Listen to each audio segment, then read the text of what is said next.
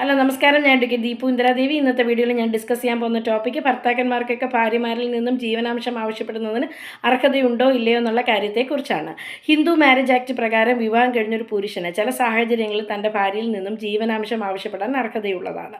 എന്നാൽ ക്രിസ്തീയ വ്യക്തി നിയമപ്രകാരമോ മുസ്ലിം വ്യക്തി നിയമപ്രകാരമോ സ്പെഷ്യൽ മാരേജ് ആക്ട് പ്രകാരമോ വിവാഹം ചെയ്ത വ്യക്തികൾക്ക് ഇത്തരത്തിലൊരു റൈറ്റ് ഇല്ലാത്തതാണ്.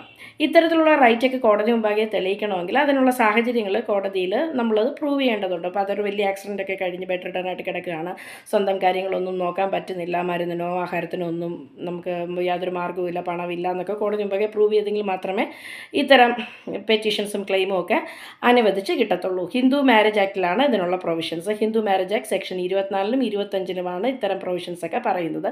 സെക്ഷൻ 24 ഇൻറ്ററിം മെയിൻ്റനൻസിനെ കുറിച്ചും സെക്ഷൻ 25 പെർമനൻ്റ് അലിമണി മെയിൻ്റനൻസിനെ കുറിച്ചാണ് പറയുന്നത്. ഇതൊരു ജെൻഡർ ന്യൂട്രൽ ആയിട്ടുള്ള നിയമമാണ്.